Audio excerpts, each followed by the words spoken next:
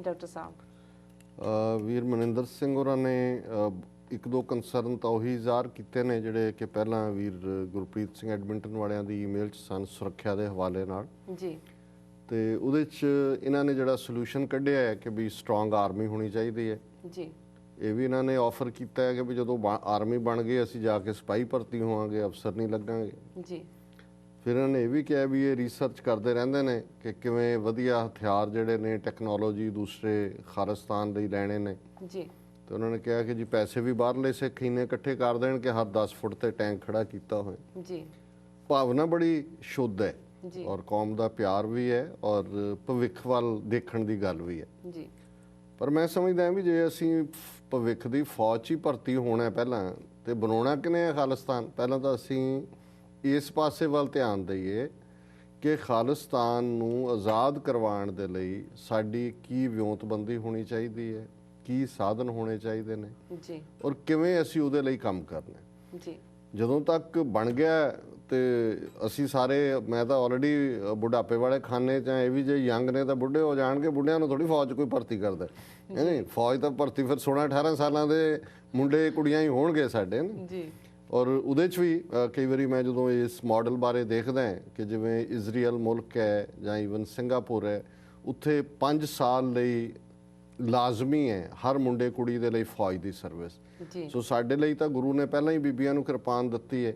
ਸੋ ਅਸੀਂ ਸਮਝਦੇ ਹਾਂ ਵੀ ਸਾਡੇ ਤਾਂ ਸਾਰੇ ਹੀ ਸ਼ਹਿਰੀਆਂ 'ਚੋਂ 5 ਸਾਲ ਦੀ ਜਿਹੜੀ ਇਸ ਇਜ਼ਰਾਈਲ ਮਾਡਲ ਤੇ ਜਾਂ ਸਿੰਗਾਪੁਰ ਮਾਡਲ ਤੇ ਜਿਹੜਾ ਉਹ 5 ਸਾਲ ਦੀ ਕੰਪਲਸਰੀ ਆਰਮੀ ਸਰਵਿਸ ਹੋਏਗੀ ਔਰ ਜਿੱਥੇ ਵਿਮਨ ਸਾਡੀਆਂ ਸ਼ੋਲਜਰ ਬਣ ਜਾਣਗੀਆਂ ਤਾਂ ਦੂਜਾ ਉਹਦੇ 'ਚ ਸਾਨੂੰ ਉਹ ਟੈਂਕ ਤਾਂ ਜਿੱਥੋਂ ਮਰਜ਼ੀ ਇਹਨਾਂ ਦੇ ਖੋਹ ਕੇ ਲਿਆਵਾਂਗੇ ਗੁਆਂਢੀ ਮੁਲਕਾਂ ਦੇ, ਇਹ ਕੋਈ ਗੱਲ ਨਹੀਂ ਹੈ। ਪਰ ਇਸ ਵੇਲੇ ਜਿਹੜੀ ਗੱਲ ਹੈ ਉਹ ਇਹ ਦੇਖਣ ਦੀ ਹੈ ਕਿ ਅਸੀਂ ਕਿਸ ਉਦਮ ਤੇ ਰਾਜ ਮਿਲੇ, ਸ਼ਤਰੂ ਤੇ ਸਭ ਹੋਵੇ ਮੀਤਾ। ਇਹ ਭਾਈ ਗੁਰਦਾਸ ਜੀ ਨੇ ਧਰੂ ਦੀ ਕਹਾਣੀ ਦੇ ਨਾਲ ਇਸ ਗੱਲ ਨੂੰ ਕਿਹਾ। ਭਾਵੇਂ ਉਹਦਾ ਉਹ ਬੱਚਾ ਇਹੀ ਸੋਚਦਾ ਹੈ ਕਿ ਵੀ ਮੇਰੀ ਮਾਂ ਨੂੰ ਜਿਹੜੀ ਕਿ ਪਟਰਾਣੀ ਸੀ ਉਹਨੂੰ ਗੋਲੀ ਬਣਾ ਦਿੱਤਾ ਹੈ, ਪਰ ਗੱਲ ਅਲਟੀਮੇਟਲੀ ਇਹ ਵੀ ਇਹ ਹੈ ਕਿ ਗੱਲ ਅਲਟੀਮੇਟਲੀ ਪੋਲੀਟੀਕਲ ਪਾਵਰ ਦੀ ਹੈ ਵੀ ਕੀ ਉਦਮ ਕੀਤਾ ਜਾਏ ਕਿ ਰਾਜ ਸ਼ਕਤੀ ਮਿਲੇ। ਸੋ ਸ਼ਤਰੂ ਤੇ ਸਭ ਹੋਵੇ ਮੀਤਾ, ਜਦੋਂ ਪੋਲੀਟੀਕਲ ਪਾਵਰ ਆ ਜਾਂਦੀ ਹੈ ਫਿਰ ਤਾਂ ਇਹਨਾਂ ਨੇ ਹੀ ਦੇ ਦੇਣੇ ਨੇ ਹਥਿਆਰ ਜਿੰਨੇ ਚਾਹੀਦੇ ਨੇ। ਵੈਸਟ ਵਾਲਿਆਂ ਦੇ ਆਪਣੇ ਇੰਟਰਸਟ ਹੋਣਗੇ, ਚੀਨ ਦਾ ਆਪਣਾ ਇੰਟਰਸਟ ਹੋਏਗਾ, ਅਸੀਂ ਤਾਂ ਐਜ਼ ਏ ਬਫਰ ਇੰਡੀਆ ਔਰ ਪਾਕਿਸਤਾਨ ਦੋਨਾਂ ਦਾ ਹੀ ਇਹ ਦੌੜ ਲੱਗੀ ਹੋਏਗੀ ਕਿ ਸਾਨੂੰ ਆਪਣੀ ਗੁੱਡ ਬੁੱਕ 'ਚ ਰੱਖਣਾ ਜੀ। ਸੋ ਉਹਦੀ ਇੰਨੀ ਚਿੰਤਾ ਨਾ ਕਰੋ। ਤੇ ਬਹੁਤਾ ਇੰਟਰਨੈਟ ਤੇ ਵੀ ਨਾ ਇੱਦਾਂ ਦੇ ਲੱਭਦੇ ਫਿਰੋ, ਮੁੜ ਕੇ FBI ਵਾਲਿਆਂ ਨੇ ਫੜੂੰਗਿਆ ਹੋਣਾ ਵੀ ਪਤਾ ਨਹੀਂ ਇਹ ਅੱਤਵਾਦ ਦੇ ਲਈ ਹਥਿਆਰ ਇਕੱਠੇ ਕਰ ਰਹੇ ਨੇ, ਕਿਉਂਕਿ ਜਿੰਨੇ ਵੈਬਸਾਈਟਸ ਤੇ ਅਸੀਂ ਜਾਂਦੇ ਹਾਂ ਦੇਖਦੇ ਹਾਂ ਇਹਨਾਂ ਨੂੰ ਇਹ ਮੋਨੀਟਰ ਕਰਦੇ ਨੇ, ਫਿਰ ਉਹ ਫੋਲੋ ਕਰਦੇ ਨੇ ਵੀ ਕੌਣ ਕੀ ਹੈਗਾ। ਸੋ ਇਸ ਗੱਲ ਦਾ ਜ਼ਰਾ ਧਿਆਨ ਰੱਖੋ ਕਿ ਵੀ ਇਹ ਨਾ ਹੋਏ ਵੀ ਅਸੀਂ ਭਵਿੱਖ ਦੇ ਸੁਪਨੇ ਦੇਖਦੇ ਦੇਖਦੇ ਇੱਥੇ ਹੀ ਆਪਣੇ ਇਹਨਾਂ ਦੇ ਜਾਲ ਦੇ ਵਿੱਚ ਫਸੇ ਹੋਈ ਹੈ ਜਿਹੜੇ ਕਿ ਇਸ ਕਿਸਮ ਦਾ ਇਹ ਟਰੈਪ ਲੇ ਕਰਦੇ ਨੇ FBI ਵਾਲੇ। ਸੋ ਮੈਂ ਸਮਝਦਾ ਵੀ ਬਹੁਤ ਚੰਗੀ ਗੱਲ ਹੈ ਤੁਸੀਂ ਦੋਸਤਾਂ 'ਚ ਬੈਠ ਕੇ ਪੰਥ ਦੇ ਭਵਿੱਖ ਬਾਰੇ ਸੋਚਦੇ ਹੋ, ਖਾਲਿਸਤਾਨ ਦੇ ਭਵਿੱਖ ਦਾ ਫਿਕਰ ਕਰਦੇ ਹੋ, ਖਾਲਿਸਤਾਨੀ ਫੌਜ ਨੂੰ ਮਾਡਰਨ ਲਾਈਨਸ ਦੇ ਉੱਤੇ ਬਣਾਉਣ ਦੀ ਗੱਲ ਕਰਦੇ ਹੋ। ਸੋ ਸਾਡਾ ਸਭ ਕੁਝ ਹੀ ਐਕਸਟਰਾ ਮਾਡਰਨ ਹੋਏਗਾ। ਸਾਡਾ ਐਗਰੀਕਲਚਰ ਹੋਏ, ਆਲਰੇਡੀ ਅਸੀਂ ਬੈਸਟ ਇਕਵਿਪਮੈਂਟ ਯੂਜ਼ ਕਰਦੇ ਹਾਂ ਮਾਡਰਨ ਲਿਹਾਜ਼ ਨਾਲ। ਸਾਡਾ ਜਿਵੇਂ ਪਹਿਲਾਂ ਟੈਕਨੋਲੋਜੀ ਦੀ ਗੱਲ ਆਈ ਹੈ, ਐਜੂਕੇਸ਼ਨ ਦੇ ਹਵਾਲੇ ਨਾਲ ਗੱਲ ਆਈ ਸੀ, ਅਸੀਂ ਸਾਡਾ ਇਹ ਡ੍ਰੀਮ ਹੈ ਕਿ ਅਸੀਂ ਵਰਲਡ ਕਲਾਸ ਯੂਨੀਵਰਸਿਟੀਜ਼ ਉੱਥੇ ਦੇ ਸਕੀਏ। ਔਰ ਇਸੇ ਤਰ੍ਹਾਂ ਆਰਮੀ ਦੇ ਲਿਹਾਜ਼ ਨਾਲ ਵੀ 5 ਸਾਲ ਦੀ ਜ਼ਰੂਰੀ ਸਰਵਿਸ ਜਿਹੜੀ ਹੈ, ਹਥਿਆਰ ਤਾਂ ਦੁਨੀਆ ਭਰ ਦੇ ਵਿੱਚ ਇੱਕ ਬਹੁਤ ਵੱਡੀ ਇੰਡਸਟਰੀ ਹੈ, ਅਮਰੀਕਾ ਦੀ ਸਭ ਤੋਂ ਵੱਡੀ ਜਿਹੜੀ ਇੰਡਸਟਰੀ ਹੈ ਹਥਿਆਰ ਬਣਾਉਣ ਤੇ ਵੇਚਣ ਦੀ ਹੈ। ਪਰ ਸਭ ਤੋਂ ਕੀਮਤੀ ਸਰਮਾਇਆ ਕਿਸੇ ਦੇਸ਼ ਦਾ ਉਹਦੇ ਸਿਟੀਜ਼ਨਸ, ਤਾਲੀਮ, ਵਿੱਦਿਆ, ਉਹਨਾਂ ਦਾ ਟੈਕਨੋਲੋਜੀ ਤੱਕ ਜਿਹੜਾ ਹੈ ਉਹਨਾਂ ਦਾ ਗਿਆਨ ਹੋਣਾ। ਔਰ ਮੈਂ ਸਮਝਦਾ ਵੀ ਇਹ ਮਾਡਲ, ਕਿਉਂਕਿ ਅਸੀਂ ਮਾਈਨੋਰਿਟੀ ਹੈ, 5 ਸਾਲ ਦੀ ਜ਼ਰੂਰੀ ਜਿਹੜੀ ਫੌਜੀ ਸਰਵਿਸ ਹੈ ਔਰ ਉਹ ਸਿਰਫ ਇਹ ਨਹੀਂ ਹੈ ਕਿ ਵੀ ਉਹਦੇ 'ਚ ਤੁਹਾਡਾ ਕਿਸੇ ਜੰਗ ਦੇ ਵੇਲੇ ਉਹ ਤੁਹਾਡੇ ਸ਼ੋਲਜਰ ਨੇ, ਜਿਹੜਾ ਇੱਕ ਫੌਜੀ ਟ੍ਰੇਨਿੰਗ 'ਚੋਂ ਲੰਘਦਾ ਹੈ। ਫੌਜੀ ਟ੍ਰੇਨਿੰਗ ਇੱਕ ਡਿਸਪਲਿਨ ਹੈ। ਹੁਣ ਇਜ਼ਰਾਈਲ ਨੂੰ ਸਿਰਫ ਇਹ ਨਹੀਂ ਹੈ ਵੀ ਅਮਰੀਕਾ ਮਦਦ ਕਰਦਾ ਇਸ ਲਈ ਉਹ ਸਾਰੇ ਅਰਬ ਦੇਸ਼ਾਂ ਤੇ ਹਾਵੀ ਹੈ। ਉਹਨਾਂ ਦੇ ਤੁਸੀਂ ਲੋਕਾਂ ਨਾਲ ਜਿਹੜੇ ਇੱਕ ਸ਼ੋਲਜਰ ਲਾਈਕ ਟ੍ਰੇਨਿੰਗ 'ਚੋਂ ਲੰਘਦੇ ਨੇ ਉਹ ਫਿਰ ਹਰ ਚੀਜ਼ ਬਾਰੇ ਕੌਸ਼ੀਅਸ ਵੀ ਹੁੰਦੇ ਨੇ। ਸੋ ਇਹ ਪਰ ਫਿਰ ਵੀ ਜਿਵੇਂ ਵੀਰ ਨੇ ਫਿਕਰ ਜ਼ਾਹਰ ਕੀਤਾ, ਮੈਨੂੰ ਮਾਣ ਵੀ ਹੁੰਦਾ ਹੈ ਕਿ ਵੀ ਅਸੀਂ ਤਾਂ ਭਵਿੱਖ ਦੀਆਂ ਜਿਹੜੀਆਂ ਯੋਜਨਾਵਾਂ ਨੇ ਉਹਨਾਂ ਬਾਰੇ ਕਾਫੀ ਚਿੰਤਾ ਤੋਂ ਰਹੇ। ਸਾਡੇ ਕਾਫੀ ਵੀਰ ਭੈਣਾਂ ਇਸ ਲਾਈਨ ਦੇ ਉੱਤੇ ਸੋਚਦੇ ਨੇ। ਜੀ ਡਾਕਟਰ ਸਾਹਿਬ, ਇਹ ਮੈਸੇਜ ਕੈਲਗਰੀ ਕੈਨੇਡਾ ਤੋਂ ਸਰਦਾਰ ਹਰਚਰਨ ਸਿੰਘ ਜੀ ਦਾ ਹੈ। ਇਹਨਾਂ ਨੇ ਸ਼ੇਖ ਸਾਹਿਬ ਦੇ ਚੜ੍ਹਾਈ ਕਰਨ ਤੇ ਬੜੇ ਅਫਸੋਸ ਦਾ ਇਜ਼ਹਾਰ ਕੀਤਾ ਹੈ ਅਤੇ ਇਸ ਨੂੰ ਸਿੱਖ ਕੌਮ ਲਈ ਕਦੀ ਨਾ ਪੂਰਾ ਹੋਣ ਵਾਲਾ ਘਾਟਾ ਦੱਸਿਆ ਹੈ। ਹਾਂਜੀ, ਵੀਰ ਹਰਚਰਨ ਸਿੰਘ ਕਾਫੀ ਲੰਮੇ ਸਮੇਂ ਤੋਂ ਪੰਥਕ ਸਫਾਂ ਦੇ ਵਿੱਚ ਸਾਡੇ ਨਾਲ ਜਿਹੜੇ ਨੇ ਉਹ ਸੇਵਾ ਕਰਦੇ ਰਹੇ ਨੇ ਜੀ। ਬੇਸ਼ੱਕ ਕਈ ਵਾਰ ਕੁਝ ਇਸ਼ੂਜ਼ ਦੇ ਉੱਤੇ ਵਿਚਾਰ ਭੇਦ ਵੀ ਹੁੰਦੇ ਨੇ। ਸੋ ਸ਼ੇਖ ਸਾਹਿਬ ਨੂੰ ਵੀ ਉਹ 1990 ਦੇ ਸ਼ੁਰੂ 'ਚ ਮਿਲੇ ਜੀ ਔਰ ਖ਼ਾਸ ਤੌਰ ਤੇ ਜਥੇਦਾਰ ਰਣਜੀਤ ਸਿੰਘ ਹੋਰਾਂ ਦੀ ਜਦੋਂ ਪੈਰੋਲ ਖਤਮ ਕਰਕੇ ਉਹਨਾਂ ਦੀ ਗ੍ਰਿਫਤਾਰੀ ਦੇ ਵਾਪਸ ਆਰਡਰ ਕੱਢੇ ਦਿੱਲੀ ਕੋਰਟ ਨੇ, ਤੇ ਉਦੋਂ ਅਸੀਂ ਬਾਹਰੋਂ ਅਕਾਲ ਤਖਤ ਸਪੋਰਟ ਕਮੇਟੀ ਬਣਾ ਕੇ ਜਿਹੜਾ ਇਹ ਸਾਰੇ ਮੂਵ ਨੂੰ ਇੰਟਰਨੈਸ਼ਨਲ ਲੌਬੀ ਕੀਤੀ। ਉਦੋਂ ਵੀ ਵੀਰ ਹਰਚਰਨ ਸਿੰਘ ਹੋਰੀ ਉਸ ਜਿਹੜੀ ਕੀ ਕਮੇਟੀ ਸੀ ਉਸ ਦੇ ਮੈਂਬਰ ਸਨ ਔਰ ਉਸ ਦੀ ਕਾਫੀ ਡਰਾਫਟਿੰਗ ਔਰ ਦੂਸਰੇ ਦੇ ਵਿੱਚ ਐਡਵਾਈਸ ਦੇ ਵਿੱਚ ਸ਼ੇਖ ਸਾਹਿਬ ਦਾ ਕਾਫੀ ਰੋਲ ਸੀ। ਸੋ ਮੈਂ ਸਮਝਦਾ ਹਾਂ ਵੀ ਇਹਦੇ 'ਚ ਕੋਈ ਸ਼ੱਕ ਨਹੀਂ ਹੈ ਕਿ ਸ਼ੇਖ ਸਾਹਿਬ ਦਾ ਜਾਣਾ ਅੱਜ ਵੀ ਮੈਨੂੰ ਟੋਰਾਂਟੋ ਤੋਂ ਇੱਕ ਸੱਜਣ ਪੁੱਛ ਰਹੇ ਸੀ ਕਿ ਉਹਨਾਂ ਨੇ ਨਾਰਥ ਅਮਰੀਕਨ ਕਸ਼ਮੀਰ ਐਸੋਸੀਏਸ਼ਨ ਬਣਾਈ ਸੀ, ਹੁਣ ਨਹੀਂ ਰਹੇ, ਤੇ ਉਸ ਆਰਗੇਨਾਈਜੇਸ਼ਨ ਦਾ ਕੀ ਬਣਿਆ ਜਾਂ ਕੀ ਬਣੇਗਾ। ਜੀ ਮੈਂ ਕਿਹਾ ਜੀ ਬਹੁਤ ਵਾਰ ਆਰਗੇਨਾਈਜੇਸ਼ਨਸ ਬੰਦਿਆਂ ਨਾਲ ਹੀ ਹੁੰਦੀਆਂ ਨੇ। ਜਿਹੜੀ ਕੋਈ ਮੂਵਿੰਗ ਸਪਿਰਿਟ ਹੁੰਦਾ ਹੈ, ਜੋ ਬੈਠਦਾ ਤੇ ਆਪਣੇ ਦੁਆਲੇ ਇਕੱਠੇ ਕਰ ਲੈਂਦਾ, ਉਹ ਤੁਰ ਜਾਂਦਾ, ਫਿਰ ਉਹ ਕਲੈਪਸ ਹੁੰਦਾ। ਸੋ ਸੱਚਮੁੱਚ ਹੀ ਸ਼ੇਖ ਸਾਹਿਬ ਦਾ ਘਾਟਾ ਨਾ ਸਿਰਫ ਕਸ਼ਮੀਰੀ ਸਟਰਗਲ ਦੇ ਹਵਾਲੇ ਨਾਲ ਜਾਂ ਪਾਕਿਸਤਾਨੀ ਪੈਟਰੀਓਟਿਜ਼ਮ ਜਿੰਨਾ ਕੁ ਜਿਹੜੇ ਇਸ ਲਾਈਨ ਦੇ ਉੱਤੇ ਸੋਚਦੇ ਨੇ, ਪਰ ਇਹ ਜਿਹੜੀ ਦੋਨਾਂ ਸਾਡੀ ਕੌਮਾਂ ਦੀ ਸਾਂਝ, ਸਿੱਖਾਂ ਮੁਸਲਮਾਨਾਂ ਦੀ ਔਰ ਖਾਲਿਸਤਾਨ ਔਰ ਕਸ਼ਮੀਰ ਦੀ ਸਾਂਝ ਦੀ ਗੱਲ ਜਿਹਦੀ ਉਹ ਮਜ਼ਬੂਤ ਕੜੀ ਸੀ, ਇਸ ਨਾਲ ਸਾਨੂੰ ਕਾਫੀ ਨੁਕਸਾਨ ਹੋਇਆ। ਜੀ ਡਾਕਟਰ ਸਾਹਿਬ, ਤੁਹਾਡਾ ਬਹੁਤ ਬਹੁਤ ਧੰਨਵਾਦ। ਸਾਡੇ ਦਰਸ਼ਕਾਂ ਨੂੰ ਆਈਆਂ ਈਮੇਲਸ ਨੂੰ ਆਪਣੇ ਵਿਚਾਰਾਂ ਨਾਲ ਉਹਨਾਂ ਨਾਲ ਸਾਂਝਾ ਕੀਤਾ ਤੇ ਸਾਡੇ ਕੋਲ ਹੋਰ ਵੀ ਸਾਡੇ ਦਰਸ਼ਕਾਂ ਦੀ ਬਹੁਤ ਸਾਰੇ ਈਮੇਲਸ ਆਈਆਂ ਹੋਈਆਂ ਨੇ, ਪਰ ਪ੍ਰੋਗਰਾਮ ਦੇ ਸਮੇਂ ਨੂੰ ਮੁੱਖ ਰੱਖਦਿਆਂ ਅਸੀਂ ਈਮੇਲ ਦਾ ਸਿਲਸਿਲਾ ਇੱਥੇ ਬੰਦ ਕਰਦੇ ਹਾਂ ਤੇ ਆਪਣੇ ਸਵਾਲ ਜਵਾਬ ਦਾ ਸੈਸ਼ਨ ਸ਼ੁਰੂ ਕਰਦੇ ਹਾਂ। ਜੀ ਡਾਕਟਰ ਸਾਹਿਬ, ਅੱਜ 30 ਅਪ੍ਰੈਲ 2013 18 ਵਿਸਾਖ ਨਾਨਕਸ਼ਾਹੀ ਸੰਮਤ 545 ਦਾ ਦਿਨ ਹੈ ਤੇ ਤੁਸੀਂ ਸਾਡੇ ਦਰਸ਼ਕਾਂ ਨੂੰ ਦੱਸੋ ਕਿ ਅੱਜ ਦੇ ਦਿਨ ਦੀ ਸਿੱਖ ਇਤਿਹਾਸ ਅਤੇ ਵਰਲਡ ਹਿਸਟਰੀ ਵਿੱਚ ਇਸ ਦੀ ਕੀ ਅਹਿਮੀਅਤ। ਦੇਖੋ, 30 ਅਪ੍ਰੈਲ 1699 ਨੂੰ ਭੰਗਾਣੀ ਦਾ ਯੁੱਧ, ਜਿਹੜਾ 10ਵੇਂ ਪਾਤਸ਼ਾਹ ਦੇ ਜੀਵਨ ਦਾ ਪਹਿਲਾ ਯੁੱਧ ਸੀ ਜੀ। ਇਹ ਭੰਗਾਣੀ ਪੌਂਟਾ ਸਾਹਿਬ ਜਿਹੜੇ ਹਿਮਾਚਲ 'ਚ ਗਏ ਨੇ, ਜਮਨਾ ਦੇ ਕੰਢੇ ਗੁਰੂ ਸਾਹਿਬ ਦਾ ਹੀ ਵਸਾਇਆ ਸ਼ਹਿਰ ਹੈ ਜੀ। ਉਸ ਤੋਂ ਥੋੜੀ ਦੂਰੀ ਦੇ ਉੱਤੇ ਉਹ ਮੈਦਾਨ ਹੈ ਜਿੱਥੇ ਇਹ ਜੰਗ ਹੋਇਆ ਜੀ। 10ਵੇਂ ਪਾਤਸ਼ਾਹ 21-22 ਸਾਲ ਦੀ ਉਮਰ ਦੇ ਨੇ, ਪਹਿਲੀ ਉਹਨਾਂ ਦੀ ਜੀਵਨ ਦੀ ਜੰਗ ਹੈ। ਔਰ ਜਿਹੜੇ ਪਹਾੜੀ ਰਾਜੇ ਨੇ ਸਾਰੇ, ਉਹ ਭਾਵੇਂ ਕਹਿਲੂਰ ਦਾ ਹੈ, ਗੜਵਾਲ ਦਾ ਹੈ ਜੀ, ਗੁਲੇਰ ਦਾ ਹੈ, ਉਹਨਾਂ ਦੇ 22 ਧਾਰਾਂ ਜਿਹੜੀਆਂ ਨੇ ਸਟਰੀਮਸ ਦੇ ਨਾਲ ਜੁੜੇ ਹੋਏ ਉਹ ਰਾਜੇ ਨੇ 22, ਉਹਨਾਂ ਦੀਆਂ ਸਾਂਝੀਆਂ ਫੌਜਾਂ ਦੇ ਨਾਲ ਇਹ ਜੰਗ ਹੋਈ ਹੈ ਜਿਹੜੀ ਗੁਰੂ ਸਾਹਿਬ ਨੇ ਉਸ ਨੂੰ ਜਿੱਤਿਆ।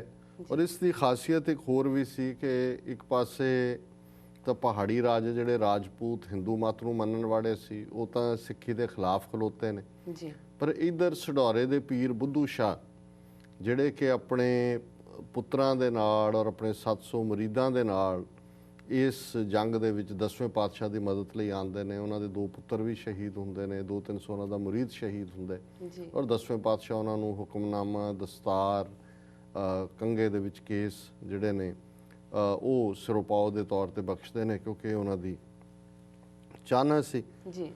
ਬਾਅਦ ਦੇ ਵਿੱਚ ਪੀਰ ਬੁੱਧੂ ਸ਼ਾਹ ਨੂੰ ਇਸੇ ਗੱਲ ਲਈ ਵੀ ਉਹਨਾਂ ਨੇ ਗੁਰੂ ਸਾਹਿਬ ਦੀ ਮਦਦ ਕੀਤੀ। ਉਸਮਾਨ ਖਾਨ ਨੇ ਉਹਨਾਂ ਨੂੰ ਜਿਹੜਾ ਹੈ ਉਹ ਉਹਨਾਂ ਦੀ ਵਾਈਫ ਨਸੀਰਾ ਨੂੰ ਮਾਰ ਦਿੱਤਾ ਸੀ।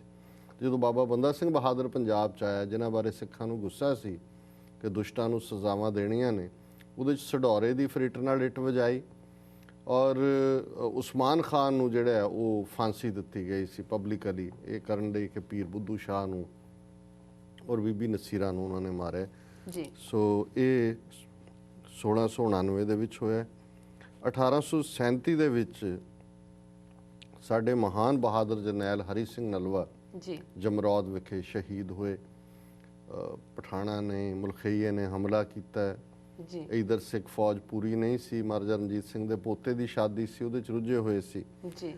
ਸੋ ਜਮਰੌਦ ਦੇ ਕਿਲੇ ਦੇ ਅੰਦਰ ਉਹਨਾਂ ਦੀ ਯਾਦ ਦੇ ਵਿੱਚ ਸਮਾਧ ਬਣੀ ਹੋਈ ਹੈ ਜੀ। 1877 ਦੇ ਵਿੱਚ ਇੱਕ ਕੌਤਕ ਸ਼੍ਰੀ ਹਰਿਮੰਦਰ ਸਾਹਿਬ 'ਚ ਹੋਇਆ ਔਰ ਹਰਿਮੰਦਰ ਸਾਹਿਬ ਦੇ ਦਰਸ਼ਨੀ ਡਿਓੜੀ ਦੇ ਮੁੱਖ ਦਰਵਾਜ਼ੇ ਦੇ ਉੱਤੇ ਲਿਖਿਆ ਹੋਇਆ ਕਿ ਇੱਕ ਲਾਈਟ ਦਾ ਗੋਲਾ ਜਿਹੜਾ ਕਿ ਉਸ ਦਰਸ਼ਨੀ ਡਿਓੜੀ ਵੱਲੋਂ ਅੰਦਰ ਹਰਿਮੰਦਰ ਸਾਹਿਬ ਗੁਰੂ ਗ੍ਰੰਥ ਸਾਹਿਬ ਦੇ ਸਰੂਪ ਦੇ ਸਾਹਮਣੇ ਗਿਆ ਜੀ ਔਰ ਫਿਰ ਬੜੇ ਧਮਾਕੇ ਦੇ ਨਾਲ ਉਹ ਜਿਹੜੀ ਉਸ ਦੀ ਕਿਰਨ ਇੱਕ ਦਰਵਾਜ਼ੇ ਚੋਂ ਨਿਕਲੀ ਜੀ ਤੇ ਚਾਰ ਚੁਫੇਰੇ ਚਾਨਣ ਹੋਇਆ।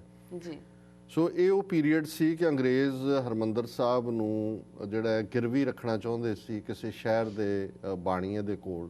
ਜੀ ਔਰ ਇਸ ਚਮਤਕਾਰ ਤੋਂ ਬਾਅਦ ਅੰਗਰੇਜ਼ ਵੀ ਬੈਕ ਆਫ ਕਰ ਗਏ। ਉਹਨਾਂ ਨੂੰ ਲੱਗਾ ਕਿ ਵੀ ਇਹ ਜ਼ਾਹਰਾ ਜਿਹੜੀ ਹੈ ਇਹ ਸਪਿਰਿਚੁਅਲ ਕਰਾਮਾਤ ਹੈ, ਜਿਵੇਂ ਉਹ ਵੀ ਮੰਨਦੇ ਨੇ ਇਹਨਾਂ ਗੱਲਾਂ ਨੂੰ, ਜਿਹੜਾ ਉਹਨਾਂ 'ਚ ਤਾਂ ਮਿਰੈਕਲ ਦਾ ਕਨਸੈਪਟ ਹੈ। ਜੀ ਸੋ ਇਹ ਘਟਨਾ ਜਿਹੜੀ ਹੈ 30 ਅਪ੍ਰੈਲ 1877 ਨੂੰ ਵਾਪਰੀ। ਜੀ 1986 ਕੱਲ ਅਸੀਂ ਗੱਲ ਕੀਤੀ ਸੀ, 29 ਅਪ੍ਰੈਲ ਨੂੰ ਖਾਲਿਸਤਾਨ ਦਾ ਐਲਾਨਨਾਮਾ ਹੋਇਆ। ਜੀ ਸੋ 30 ਅਪ੍ਰੈਲ ਨੂੰ commando, BSF, army, Punjab police, ਇਹਨਾਂ ਦੇ ਹਜ਼ਾਰਾਂ ਜਿਹੜੇ ਨੇ ਬਰਨਾਲੇ ਨੇ ਆਰਡਰ ਕੀਤਾ ਦਰਬਾਰ ਸਾਹਿਬ ਤੇ ਅਟੈਕ ਕੀਤਾ। ਜੀ ਇਹਨੂੰ ਬਲੈਕ ਥੰਡਰ ਦਾ ਨਾਮ ਦਿੱਤਾ ਗਿਆ ਔਰ ਪ੍ਰੋਟੈਸਟ ਬਹੁਤ ਸਾਰੇ ਵਜ਼ੀਰਾਂ ਨੇ ਅਸਤੀਫੇ ਦੇ ਦਿੱਤੇ। ਫਿਰ ਬਰਨਾਲੇ ਨੂੰ ਜਿਹੜਾ ਪੰਜ ਚੋਂ ਕੱਢਿਆ ਗਿਆ।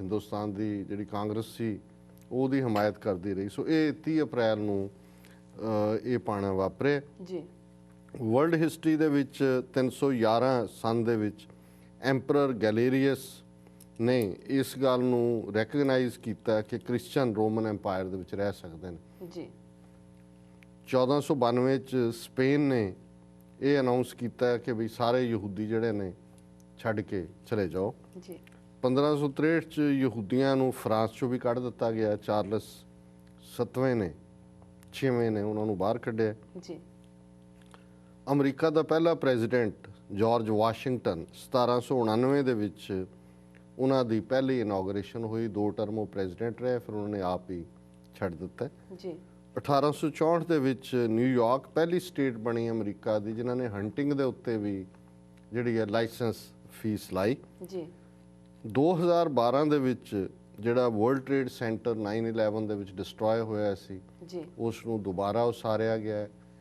ਨਿਊਯਾਰਕ ਦੀ ਜਿਹੜੀ ਦੂਸਰੀ ਵੱਡੀ ਐਮਪਾਇਰ ਸਟੇਟ ਬਿਲਡਿੰਗ ਹੈ ਉੱਚੀ, ਜੀ ਉਹਦੇ ਨਾਲੋਂ ਉੱਚਾ ਬਣਾ ਕੇ 2012 ਦੇ ਵਿੱਚ ਇਹ ਕੰਪਲੀਟ ਹੋਇਆ।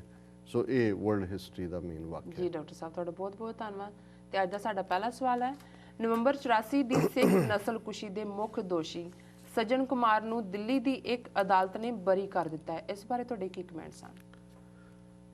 ਦੇਖੋ, ਅਸੀਂ ਤਾਂ ਸ਼ੁਰੂ ਤੋਂ ਹੀ ਇਹ ਗੱਲ ਬੜੀ ਕਨਵਿਕਸ਼ਨ ਦੇ ਨਾਲ ਕਹਿੰਦੇ ਰਹੇ ਕਿ ਹਿੰਦੁਸਤਾਨ ਦੇ ਸਿਸਟਮ 'ਚ ਸਿੱਖਾਂ ਦੇ ਲਈ ਇਨਸਾਫ ਨਹੀਂ ਹੈ।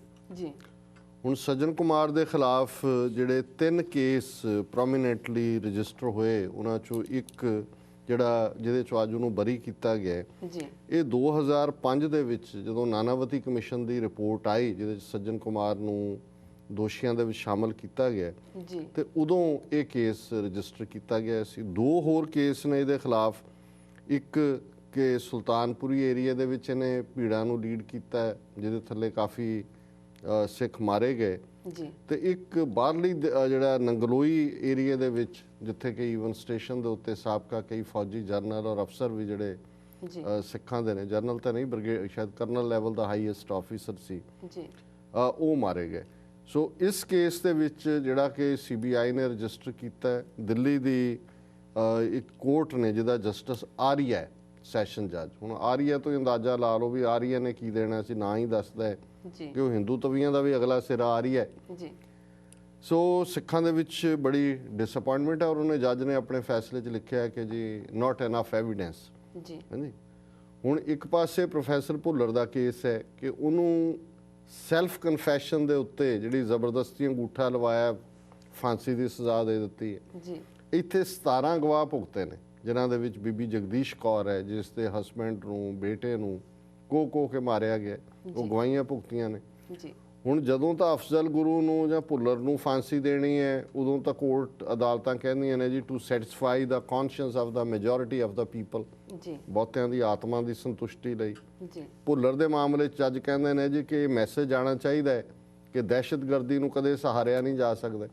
ਪਰ ਇੱਥੇ ਦਹਿਸ਼ਤਗਰਦ ਮੈਂਬਰ ਪਾਰਲੀਮੈਂਟ ਜਿਹਨੇ ਰਾਜੀਵ ਗਾਂਧੀ ਦੇ ਆਰਡਰ ਦੇ ਥੱਲੇ ਹਜ਼ਾਰਾਂ ਸਿੱਖਾਂ ਦੇ ਕਤਲੇਆਮ ਦੇ ਵਿੱਚ ਰੋਲ ਅਦਾ ਕੀਤਾ, ਕੋਰਟ ਕਹਿ ਰਹੀ ਹੈ ਜੀ ਐਵੀਡੈਂਸ ਨਹੀਂ ਹੈ। ਜੀ ਸੋ ਅਸੀਂ ਸਮਝਦੇ ਹਾਂ ਵੀ ਜਦੋਂ ਅਸੀਂ ਬਾਰ-ਬਾਰ ਇਸ ਪਲੇਟਫਾਰਮ ਤੋਂ ਇਹ ਕਹਿੰਦੇ ਹਾਂ ਵੀ 29 ਸਾਲਾਂ 'ਚ ਸਿੱਖਾਂ ਦੇ ਲਈ ਕੁਝ ਨਹੀਂ ਬਦਲਿਆ ਹਿੰਦੁਸਤਾਨ ਦੇ ਮੈਪ 'ਚ, ਜੀ ਔਰ ਮੈਂ ਸਮਝਦਾ ਹਾਂ ਵੀ ਇਸ ਵਰਡਿਕਟ ਨੇ, ਇਸ ਫੈਸਲੇ ਨੇ ਜਿਹੜੇ ਸਰਕਾਰ ਦੇ ਝੋਲੀ ਚੁੱਕ ਟੌਂਟ ਬਟੌਂਟ ਕਿਸਮ ਦੇ ਲੋਕ ਨੇ ਉਹਨਾਂ ਦੇ ਮੂੰਹ ਤੇ ਵੀ ਚਪੇੜ ਮਾਰੀ ਹੈ ਤਾਂ ਬੇਸ਼ਰਮ ਹੁੰਦੇ ਨੇ ਜੀ ਇਹਨੂੰ ਫਰਕ ਤਾਂ ਨਹੀਂ ਪੈਂਦਾ ਜੀ ਪਰ ਚਲੋ ਇੱਕ ਅੱਧੀ ਚਪੇੜ ਜਿਹੜੀ ਹੈ ਇਹਨਾਂ ਦੇ ਵੱਜਦੀ ਰਹੇ ਥੋੜੀ ਦੇਰ ਬਾਅਦ ਤੇ ਫਿਰ ਇਹ ਘੱਟੋ ਘੱਟ ਬਾਕੀਆਂ ਨੂੰ ਬੌਦਰ ਨਹੀਂ ਕਰਦੇ ਜੀ ਸੋ ਇਹੀ ਐਕਸਪੈਕਟਡ ਵੀ ਇਹੀ ਸੀ ਜੇ ਇਹਦੀ ਅਪੀਲ ਵੀ ਹੁੰਦੀ ਹੈ ਹਾਈ ਕੋਰਟ 'ਚ 29 ਸਾਲ ਲੰਘ ਗਏ ਨੇ ਅੱਧੇ ਵਿਟਨੈਸ ਮਰ ਗਏ ਅੱਧੇ ਮਰ ਜਾਣਗੇ ਜੀ ਦੂਸਰੇ ਕੇਸਾਂ 'ਚ ਵੀ ਇਹੀ ਹਾਲ ਹੋਏਗਾ ਇਸ 'ਚੋਂ ਕੁਝ ਨਹੀਂ ਨਿਕਲਣਾ ਹੈ ਜੀ ਡਾਕਟਰ ਸਾਹਿਬ ਹੁਣ ਵੇਲਾ ਹੋ ਗਿਆ ਇੱਕ ਛੋਟੇ ਬ੍ਰੇਕ ਦਾ ਵੀਅਰਸ ਸਾਡੇ ਨਾਲ ਇਸ ਤਰ੍ਹਾਂ ਹੀ ਜੁੜੇ ਰਹੋ ਮਿਲਦੇ ਹਾਂ ਇੱਕ ਛੋਟੇ ਬ੍ਰੇਕ ਤੋਂ ਬਾਅਦ